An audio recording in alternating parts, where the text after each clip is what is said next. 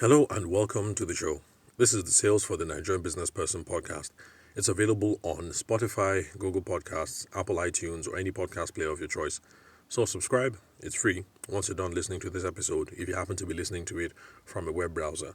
And also, please give me a 5-star review because all your peers so far have only given me 5-star reviews.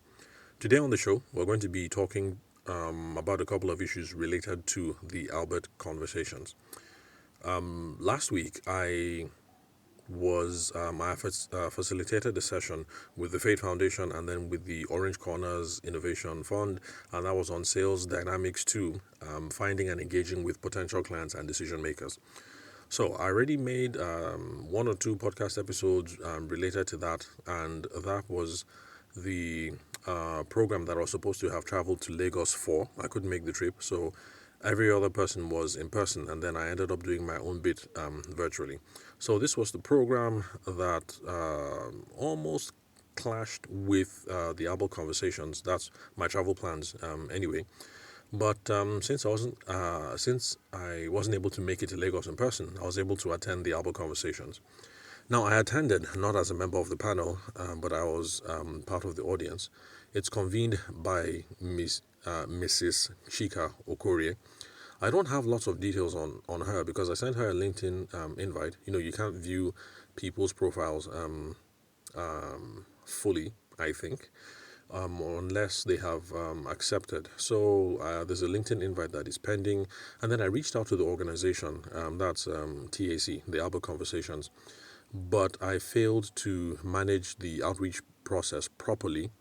And so because of that, as of now, I still don't have much information on who she is, her work history, her business history, those sorts of things. But I want to properly credit that this woman is the one who is at the helm of this really impressive event that has been going on for about 6 years. I've checked some of the past speaker history, and it looks like they always deliver when it comes to getting heavy hitters to talk about all things related to business. This session was supposed to have been on, I think, business strategy, but I only caught the session on leadership because the program started late. It was supposed to have started by 10, and I think ended up starting by 11:30, maybe 12. And of course, I had to run off to go and pick the kids. So I didn't get to sit in on the business session proper, but I got to listen to the Bank of Industry chairman, and also got to listen to the representative from the former president, Olusegun Obasanjo, his representative. I can't remember his name, but somebody who was a former cabinet member, and also the head of the Federal Road Safety Corps. That's just after Olusegun Obasanjo left office. So I caught that session on leadership, and then the conversations that started after that. So the purpose of the podcast today is to share the topics that were discussed while I was there, and then also to show points in which business outreach can fail, because I've already hinted that I tried reaching out to Chika Okorie personally and also other members of her staff, and I didn't manage the process. I didn't manage that business outreach process well. It was an absolute flop. And since I've been in the habit of using other people's flops as case studies, I figured it's about time that I use one of my own flops as a case study as well, so that we can learn from it and become stronger in the process. So, the first session that I sat in on was the session with the BOI chief. The BOI is the Bank of Industry. I say BOI chief because I'm not sure, I didn't get the designation, if he's a CEO or MD or whatever it is, but he definitely was their top dog on a national level. Now, he spoke about a whole bunch of stuff, but the thing that piqued my curiosity was when he said that access to finance is a problem that most businesses face, and that is the main reason why the Bank of Industry and their predecessors, because there were several organizations that existed before the Bank of Industry whose assets were collapsed into the BOI. So that's the main reason why the Bank of Industry and its predecessors were set up by the federal government of Nigeria. Now, For those of you who listen to the podcast and you've done so for a very long time, you will know that my own take on these things is that financing need not be a problem. Access to finance need not be a problem to growing your business because bootstrapping is a viable alternative. That is where you get personal savings or the organic revenue that you get from selling your products or your services, and then you plow that back into other business activities. So I think for the average business person dealing in average sectors or certain kinds of business sectors, access to finance need not be a problem. Now, however, there are some business models where this does not apply. If you're in the tech space and you're trying to build a unicorn, a Facebook, a gigantic nationwide payment thing, like some Nigerian boys are trying to do at the moment, Nigeria, Kenya, and I can't remember which other country. So there are some people who are, in the race to make, that big payment platform that is going to help with sending money abroad because, sending we're here in Nigeria, you got a bunch of naira, your kid is in school in the UK or whatever, you want to send them pounds, but then there are all kinds of problems with currency restrictions and things like that. So there are boys and girls, of course, who are working on the idea about how you're able to send money seamlessly abroad. And then also for those people who live abroad and who have family back home, how you're able to send money back home to your folks or to charitable organizations or whatever it is that you want to do. So they're trying to solve that problem, sending money out and then repatriating money back home. Now, for those kinds of big ideas, your savings are not going to cut it because you need lots of staff. You have to pay for servers, you have to pay for tech support, pay for offices, pay for marketing, pay for all those trips that you're going to be making to the regulatory bodies because you're going to have to fly into Abuja today to see CBN, maybe fly into Abuja again in 2 months' time to see the Securities and Exchange Commission, and then, on, and all those regulatory bodies. And then, of course, so lots of costs that are involved. So for those sorts of people who are trying to build unicorns, you actually do need financing. People in the tech space, a lot of them need financing because your savings is not going to cut it. And then there are some business models that are capital intensive in themselves. Oil and gas, you need to raise a bunch of millions, probably billions anyway, because you're going to pay staff, you're going to be digging holes in the ground, you're going to be doing environmental compliance, you're going to have to lay pipelines, what else? And it's not every single hole that you sink in the ground that is going to yield oil. So you're going to invest millions and maybe billions into some oil wells, and then absolutely nothing is going to come out of it, and you have to take the loss and be able to move on to the next business. So for folks like that, oil and gas people, or people who want to buy franchises, if you're going to buy Mr. Biggs, if you want to open a Mr. Biggs franchise, or what's that pizza? There's a pizza thing in in Abuja. What's it called? And I can't remember. So whether it's Mr. Biggs or a pizza franchise or an ice cream franchise, Domino's Pizza. So you want to open a Domino's Pizza, that's money. You're going to have to drop money for the lease, money to pay staff, money for the merchandising, and all those sorts of things. And you have to drop all that money before you even make a profit. So those sorts of people, you need to raise financing. People in the mining industry, you're mining for gold, you're mining for cobalt, you're mining for limestone, whatever it is, you have to drop millions of naira. And then people also doing food and raw materials processing. You remember, for those of you who've been listening for a while, that my brother and I and my mom, we tried getting into that kind of business. But the money involved on the export side was expensive, hard enough to finance from the three of us. But then the processing altogether, that was really something else because you have to buy land, you have to buy equipment, raw materials, what else? And then, of course, things have to keep running for a while before you expect to see a profit.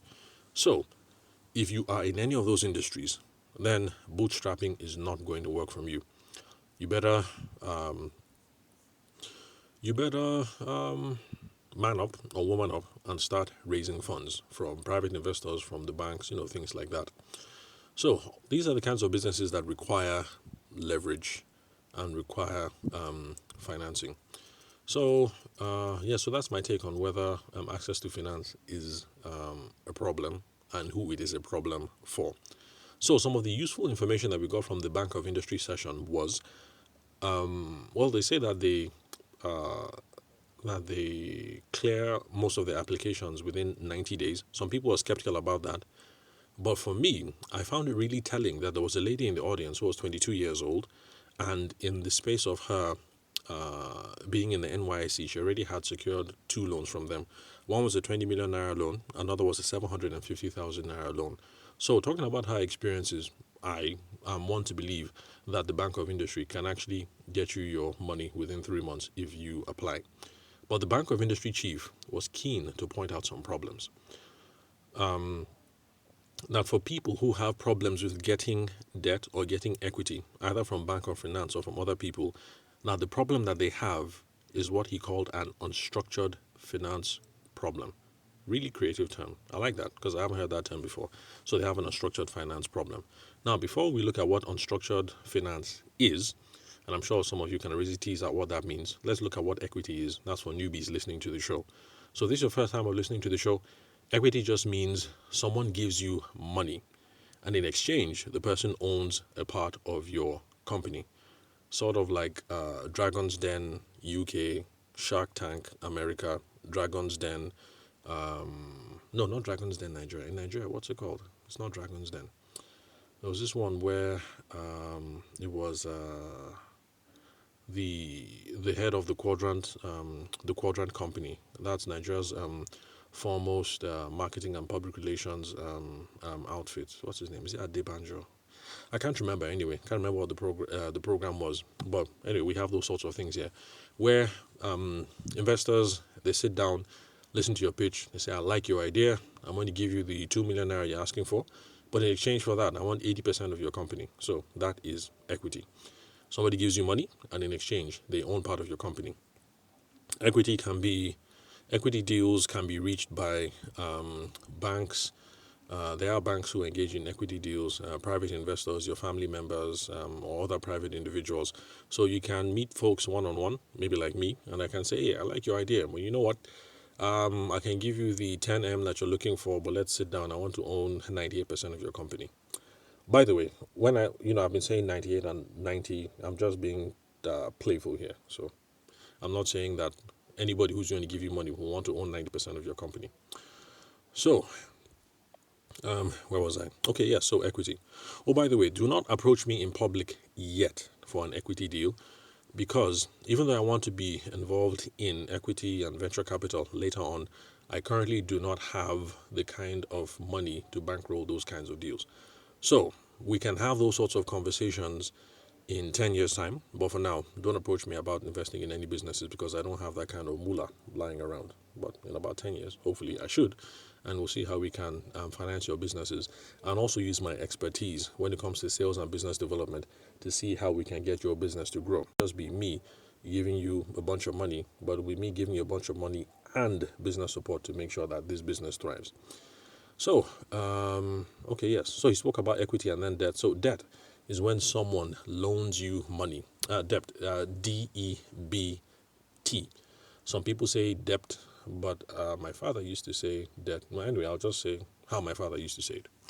Okay, so debt is when someone loans you the money. So I'm lending you the money, and then you have to pay it back to me at a later date, and we have agreed on what the interest rate is going to be. So that is debt. Take the money, you keep your company, but when the time comes, you had better pay me back, and you had better pay me back with interest, or else there's going to be trouble. So those are the 2 kinds of finance that people can raise. So equity, somebody owns your company. Debt, the person wants money back with interest. Now, the Bank of Industry chairman or boss or CEO or MD or whatever his job was, he said that most people who can't get equity or debt, that what they have is an unstructured finance problem. Now, unstructured finance, that's a euphemism. What that means is that you are commingling funds. You are mixing your business accounts and you are mixing your private accounts together. So because of that, nobody is going to trust you and nobody is going to give you money, because if you drop a business plan or you show forecasted cash flow projections and stuff like that, people who know what's up will be able to look at the numbers and say, this young man, this young woman, you're taking money from the company. I can't give you this money because if I give you this money, thinking that this money is supposed to go to the business, you might use it to pay school fees, or you might use it to pay house rent, or you might use it to fuel your car, or you might use it to buy farmland for your father, or whatever. So that's what unstructured finance means. You have a company might be doing well, or maybe not, but either way, it is hard for people to tease apart what is happening because you're using the same account for yourself, you're using the same account for the business, you're using the account for your children, for fuel, for your father, for your mom, for everything. So unstructured finance. That's the reason why lots of folks are not able to raise debt or able to raise equity. Then other problems that he spoke about for those people who want to raise funds was the issue of not submitting accompanying documents on time. Now, this is the reason why I believe the young lady who said she got 2 loans within NYSC. NYSC is a year over here. That's the National Youth Service Corps. It's 1 year, and within 1 year, she got 2 loans, 750,000 and then 20 million. So the Bank of Industry boss complained about how people put the application. Maybe you put it in January, but then the application is supposed to have accompanying documents. But then you don't bother with the accompanying documents until maybe December, and then you complain to people that you applied in January, and so far you haven't heard from them. And he said, look, the way these things work, if you drop all your documents in January, but you missed a bunch of stuff, it's not a complete submission. If you complete it in December, then in the 11 months between January and December, you had not applied. So the effective application date is going to be when you throw in all the documents, every single thing that they need to consider your application. So the effective application time would be in December. So that's the reason why I believe him and I believe the young lady, because she sounded like a really sharp young lady. I should have taken her phone number, have some interesting conversations with her business wife. She was very sharp because she's trying to build a consultancy business in risk management. I definitely should have taken a phone number. Oh well. Okay, so where was I? Okay, so those are some of the problems that people have when it comes to raising finance. You don't put your all your accompanying documents. So if you apply to a bank and the bank says, give me details of security, don't just say, oh, I have a piece of land in Boko. You have to back it up with everything. So it will be there on the form. You have the piece of land, and then you have the supplying documents to, maybe a photocopy of the CFO. Sorry, not CFO. What's it called? C of O. Yeah, the certificate of occupancy. Yeah, certificate of occupancy. That's what in this part of the world in Nigeria we used to show ownership of ownership to real estate, to land, and so whatever the requirements are, just meet it. Don't just fill the form and then send it in.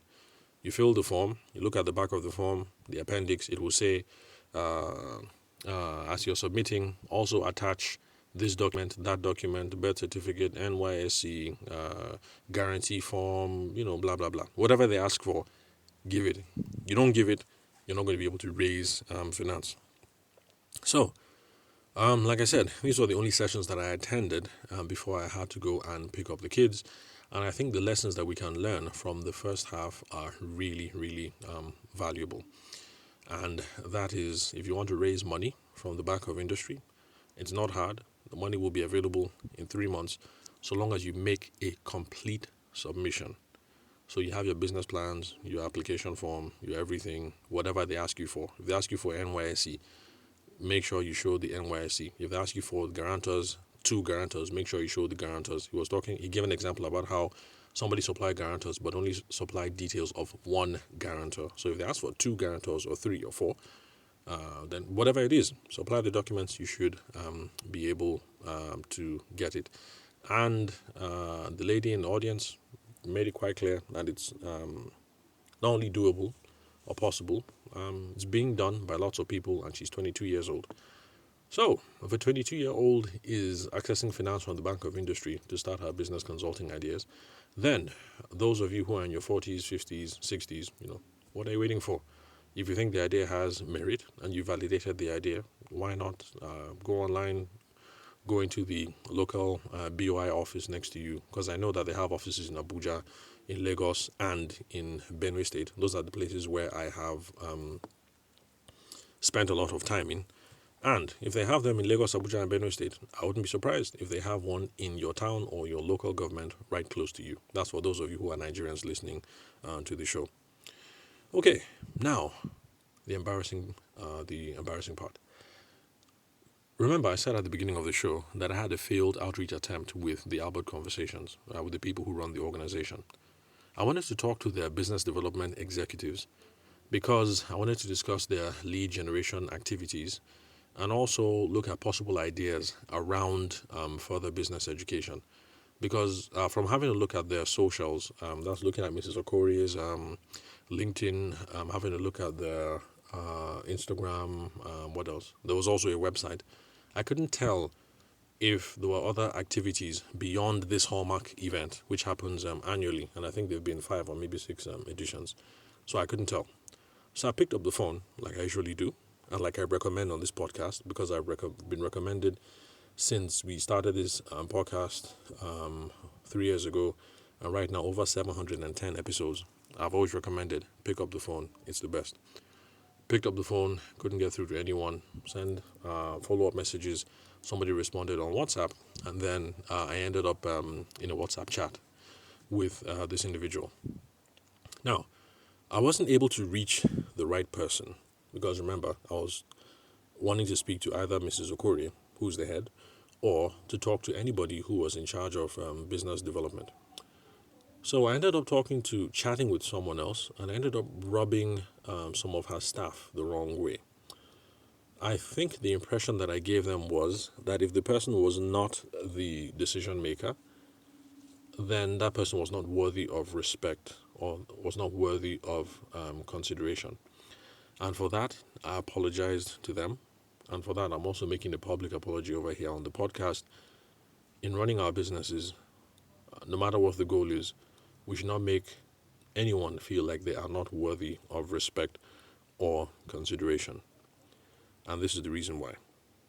Because as a Christian, we believe that all human beings are created by God, and because of that, they have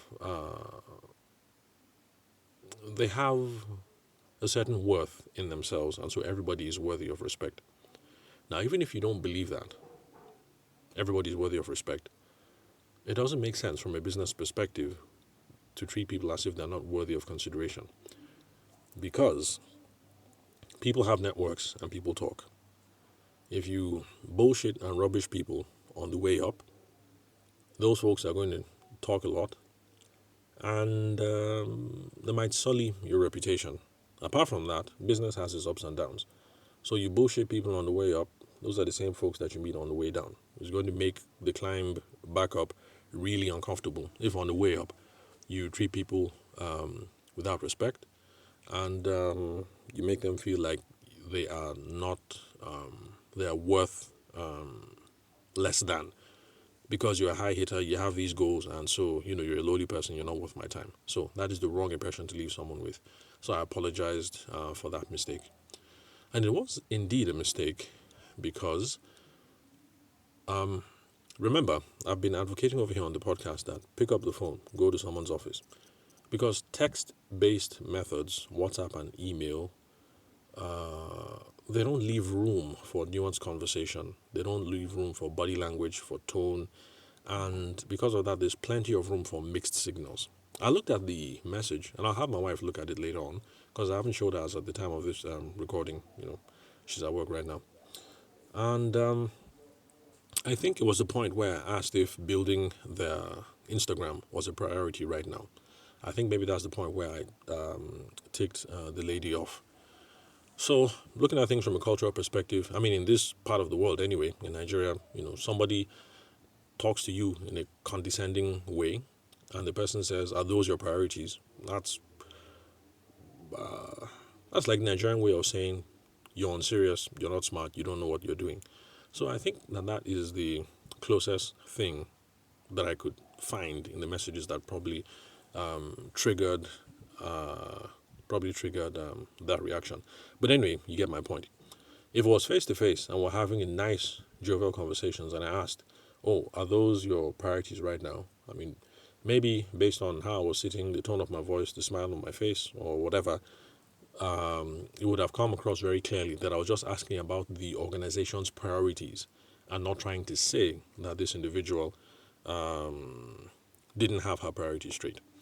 So these are the kinds of mistakes that can happen when you try to do business outreach exclusively using only text-based methods. So that's why I and a bunch of other marketing communications professionals have advocated that face-to-face is at the top where you can make it, text-based is at the bottom, and then in between you have some good stuff, voice, phone call, what else, video call, blah, blah, blah. But there's a hierarchy of effectiveness. So I took responsibility for the situation and I apologized. I also commended the convener for firmly stepping in to stop abusive behavior for her staff. Because actually, she did. I mean, she took control of the chat and she was very forceful in her condemnation of what had happened. And yes, I had to commend her for that. That's really good, especially since in Nigeria we don't have, most employers don't have that sort of, what's it called? Is it zero tolerance? Yeah, zero tolerance approach for these sorts of things. Now, the overall effect, I'm sure you guys already know. I have burned this opportunity. I think I've completely burned this opportunity anyway. And this is just an example for how we ought to handle business outreach deliberately, and how we should also try and be effective in our business outreach, or else we're going to lose personal credibility in the process. Because with the way things ended, I'm not going to be surprised if Mrs. Okorie and members of our staff, if they run into me somewhere, I mean, I could have had a wonderful training session, and maybe there are people there testifying about how I have doubled or tripled their business. They'll probably, I don't think that's going to be enough to overturn the first impressions that I've made on the TAC brunch. That's the Albert Conversation Crew. Anyway, so because of that, I, of course, will still attend next year's event, and I'll let you guys know about that.